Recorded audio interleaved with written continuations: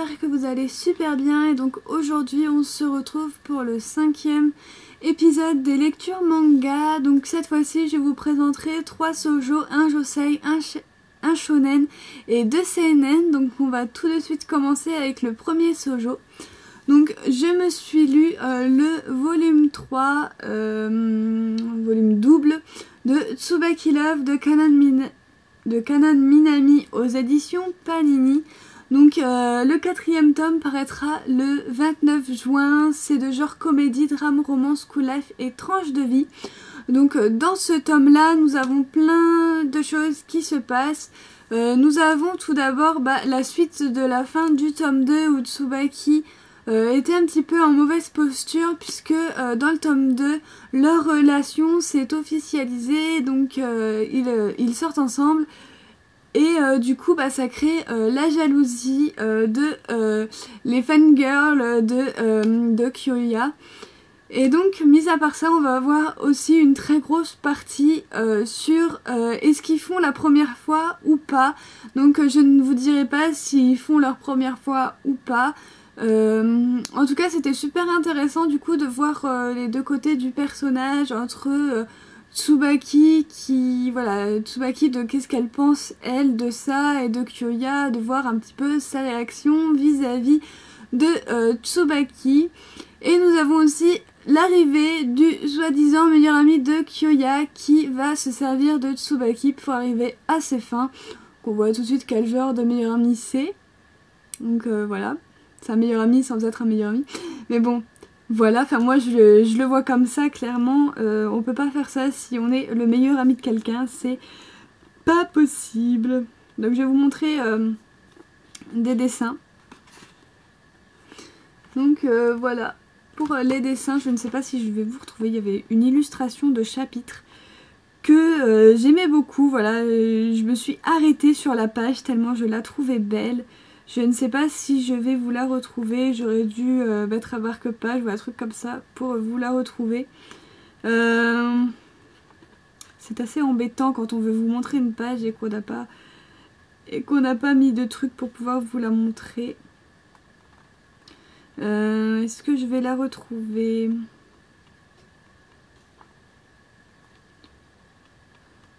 Non, je vais pas la retrouver. On dirait bien. Bon, tant pis. Donc voilà pour notre Kara Design. C'est dommage, j'aurais bien voulu vous la montrer, mais je la trouve pas. À moins que je l'ai dépassée. Je ne sais pas.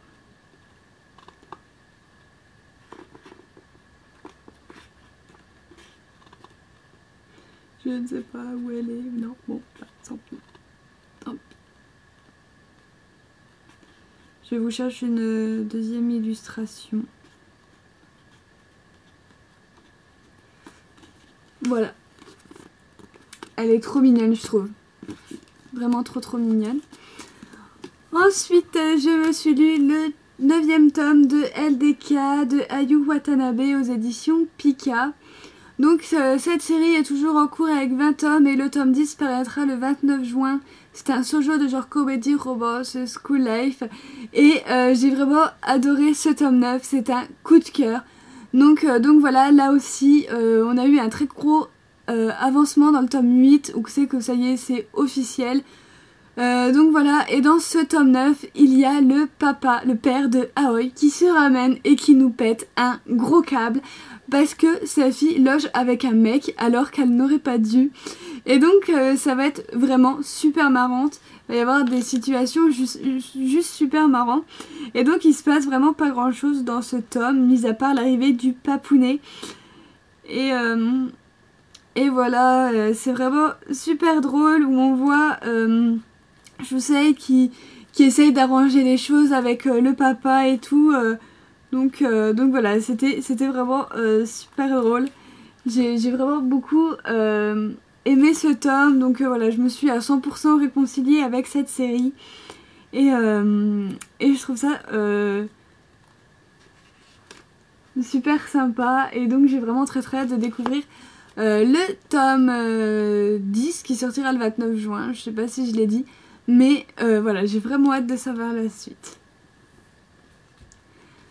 Ensuite, je me suis lu le tome 3 de Kiss Him Not Me aux éditions Delcourt Tonkam, mais plus de chez Tonkam quand même. Donc voilà, donc c'est de Shunko. Et ce tome a été juste trop marrant. Donc voilà, donc dans ce tome 3, ça suit en fait avec la fin du tome 2, ce qui est normal, où on découvre un peu plus ce personnage ici, donc qui s'appelle Shima. Donc voilà, Kae l'avait rencontré dans le tome 2 à un comiquet, donc un genre de convention manga, tout ça. Et voilà, même qu'au départ elle l'avait pris pour un mec alors que c'est une fille, bon bref. Et j'ai vraiment adoré, donc on a toujours nos 4 mecs qui lui tournent autour. Et donc voilà, c'est super drôle, il va y avoir une situation qui va faire qu'on va se retrouver dans du Yuri. C'est un truc vraiment génial, ce manga tourne autour de plein de genres différents, donc voilà un petit peu yaoi, yuri, shoujo, c'est vraiment super génial je trouve. Donc voilà, petit message pour Amandine, il faut vraiment que tu commences cette série, ça devient urgent. Donc voilà, mis à part ça, c'était vraiment super génial. Donc voilà, on a même un passage où Kae redevient comme avant parce qu'elle a trop mangé de chocolat, c'est vraiment à mourir de rire. Et on voit surtout la réaction des 4 mecs quand elle redevient comme ça, et c'est franchement pas drôle, surtout pour l'un d'eux, j'ai eu envie de lui foutre une baffe à ce moment-là. Mais voilà, je vous laisse découvrir ça évidemment. Et voilà, c'est toujours aussi génial. Donc voilà un petit peu le chara-design de notre nouveau personnage. Donc clairement, on dirait un mec, mais c'est bien une fille. Et donc voilà, c'est vraiment super marrant, je vous le recommande à 100%, vous ne le regretterez pas. Donc voilà. Ensuite, je me suis lu le 3e tome de Happy Mariage en volume double des éditions Kaze de Maki Anjoji. Donc celui-ci, il est toujours... je crois que j'ai pas dit pour Kiss Him Not Me, il est toujours en cours avec cet tome. Le 4e tome paraîtra le 13 juillet. C'est un shoujo de genre comédie, harem, romance, cool life. Donc celui-ci c'est un josei qui est terminé en 5 tomes. Vu que c'est une édition double, nous n'avons pas la date du tome 4, j'espère pour bientôt. Et donc c'est de genre comédie, romance. Et donc là on est dans la partie josei de cette vidéo. Donc dans ce tome 3, qu'est-ce qui se passe? Et comment il s'appelle le mec? Je sais plus. Ah oui, Okuto et Shiwa, voilà, ils se sont avoués leur amour tous les deux. Donc voilà, c'est vraiment un passage tout mignon dans la fin du tome 2, il me semble que ça se passe dans le tome 2, pas dans le tome 3. Et voilà, c'était tout choupinou, et donc maintenant on va voir un petit peu où c'est que ça en est. Voilà, tout ça, et donc on va être un petit peu dans une situation un petit peu, pas très drôle en fait. Puisque nous avons le père de Shiwa qui lui téléphone pour lui dire qu'il croule encore sous ses dettes, et donc Shiwa va devoir retrouver un travail, mais par-dessus tout elle va retomber sur l'amour de sa jeunesse, et donc ça va pas vraiment le faire au début. Et d'un autre côté on a Okuto qui a un problème vu qu'il est en concurrence avec quelqu'un de sa famille pour reprendre l'entreprise familiale. Donc c'est un tome vraiment pas très drôle, où c'est qu'il va y avoir pas mal de disputes, de réconciliations, de redisputes, et etc. Et donc j'ai vraiment très hâte de voir ce qui va se passer dans les tomes 4 et 5. J'espère que ça va être une très bonne fin et que Shiwa va pas se barrer à la fin du tome. Parce que franchement, faut le dire, moi je me serais barrée depuis bien longtemps. Donc voilà pour ce tome-là. Ensuite, le tome 2 de Contrable de Ikinari Nao aux éditions Pika. Donc celui-ci est terminé en 7 tomes et le tome 3 nous l'aurons le 29 juin. Beaucoup de sorties le 29 juin. Et donc là on est dans la partie shonen, donc c'est le seul shonen que j'ai lu pour le moment. Donc de genre comédie, drame, ecchi, magie, romance, school life, tranche de vie surnaturelle. Et je vous ai même pas montré de dessin de Happy Mariage, c'est pas grave. Et donc dans ce tome 2... je l'ai lu ce matin, alors je me rappelle très bien. D'ailleurs vous pouvez voir à mon sourire que ça a été une très bonne lecture. Donc dans ce top 2, on a toujours notre personnage de Kyota, donc qui est véritablement un bon à rien. Et il est toujours avec Sasara, donc le petit ange ou la petite sorcière. Donc voilà, pour moi c'est des sorcières carrément. Et donc cette sorcière, voilà, parce qu'ils disent dans le manga que c'est un ange, mais pour moi ça fait plus sorcière, magie avec leur chapeau et tout, c'est sorcière. Et donc voilà, donc la petite sorcière, elle fait toujours de la magie autour de Kyota pour pouvoir le rapprocher de Akino et qu'ils deviennent amoureux, puisque c'est le but de Sasara. Mais entre temps ils vont se rendre compte qu'il y a un deuxième ange qui s'appelle Kululu et qui a fait son apparition. Et donc de là ça va créer des problèmes, puisqu'en fait Kululu est la sorcière de Meiko, donc Meiko qui est la jeune demoiselle que l'on voit sur la couverture, qui est la meilleure amie de Kota et qui est également éperdument amoureuse de lui. Donc du coup la sorcière Kululu a pour but de rapprocher ces jeunes gens, mais Sasara elle veut vraiment que du coup Kota et Akino se rapprochent et sortent ensemble, donc du coup ça va créer un duel de sorcières et c'était vachement vraiment très très drôle. Donc voilà pour les dessins aussi sont vraiment super beaux. Et donc je vais vous montrer le chara design de la nouvelle sorcière. Donc voilà, elle est ici, elle est même sur la 4e de couverture, elle est là. Et donc elle a vachement, sous son air de jeune sorcière, elle paraît vraiment toute douce, toute calme, toute posée. Mais dès qu'on lui enlève quelque chose, elle devient extrêmement sadique. C'est vraiment super sympa de voir ce côté-là d'une sorcière. Donc voilà, vraiment super drôle. Je vous recommande cette série si vous ne l'avez toujours pas tentée. Elle est vraiment très très marrante. Ensuite, un manga que j'aurais beaucoup de mal à vous en parler, il s'agit du tome 3 de Les Enfants de la Baleine de Abi Umeda. Pas que je n'ai rien compris à ma lecture, j'ai tout compris, mais il se passe vraiment pas mal de choses dans ce tome-là. Et donc voilà, on a le conseil des anciens qui avait décidé à la fin du tome 2 de faire couler le bateau de la baleine de glaise au fin fond des dunes de sable. Et on va avoir un petit peu la rébellion des habitants de la baleine de glaise, qui est normal, j'ai envie de dire. Et du coup ils vont décider de préparer un plan pour pouvoir contre-attaquer leurs ennemis, parce que je sais pas si vous vous rappelez du tome 2, il y avait eu un énorme massacre et leurs ennemis leur avaient dit comme quoi qu'ils reviendraient. Et donc du coup les habitants de la baleine de glaise vont préparer un plan pour pouvoir se battre et ne pas être pris de surprise comme dans le 2e tome.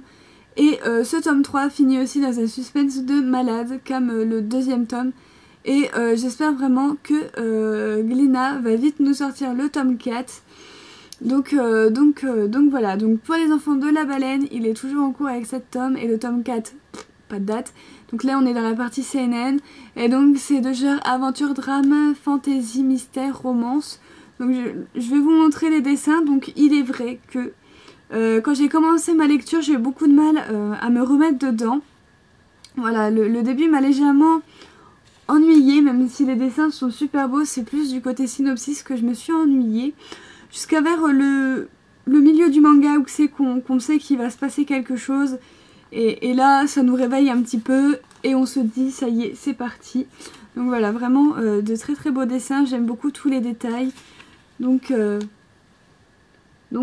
voilà. Et ensuite, pour la dernière lecture que je me suis lue, on va mettre ça. Non, c'est bon, ça à l'endroit. Donc c'est Last Hero Inuyashiki de chez Kiyun. Où est marqué l'auteur? De Hiroya Oku, donc c'est aux éditions Kiyun. Donc ce tome 4 était aussi génial que les 3 premiers. Donc là on est un petit peu dans la partie dramatique du personnage de Hiro. Tout simplement, donc dans ce tome 4 on va voir le meilleur ami de Hiro. Donc j'ai oublié son prénom, veuillez m'excuser. Je sais pas si c'est marqué. mais non, c'est pas marqué. Bon, bref. Et donc son meilleur ami va tout faire pour appeler Monsieur Inuyashiki parce qu'il sait que c'est un héros et que c'est lui qui sauve les pauvres gens qui sont atteints de maladies très graves en l'occurrence.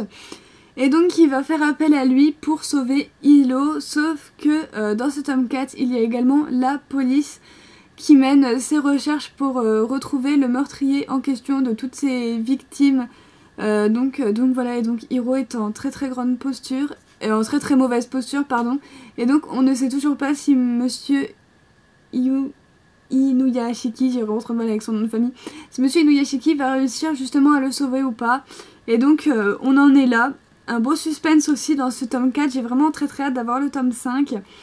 Ce que j'adore dans ce livre, c'est les décors, les paysages, les maisons, tout ça, je trouve qu'on se croirait vraiment à Tokyo. C'est vraiment très beau. Et voilà, c'était pour ça que j'avais craqué pour les 3 premiers tomes.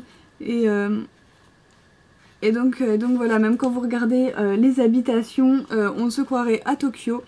Donc voilà, et même les personnages sont plutôt mignons, enfin du moins Hiro est très beau je trouve. Donc voilà, je ne sais pas si on voit du paysage, là encore que je pourrais vous montrer. Ah oui, on a une page couleur que j'oublie pas de vous montrer. Donc voilà, ça va, il n'y en avait que dans celui-là. Donc voilà, vraiment une série que je ne regrette absolument pas d'avoir commencé. Voilà, pour vous montrer un énième paysage vraiment trop beau où on voit Tokyo de la vue du ciel. C'est vraiment magnifique. Enfin, je pense que c'est Tokyo. Hein. Donc voilà, et donc pour Last Hero Inuyashiki, il est toujours en cours avec 6 tomes, mais serait terminé en 10 tomes. L'auteur avait dit ça, je sais plus où. Je crois que c'est Lin Sotaku qui en avait parlé dans une de ses vidéos, comme quoi il serait fini en 10 tomes. Et donc le tome 5 paraîtra le 7 juillet, c'est un seinen, de genre drame psychologique, science-fiction et tranche de vie. Donc voilà, mes lectures manga épisode 5 se terminent ici. J'espère que ma vidéo vous aura plu. En tout cas, on se retrouve très bientôt pour une prochaine vidéo. Bye!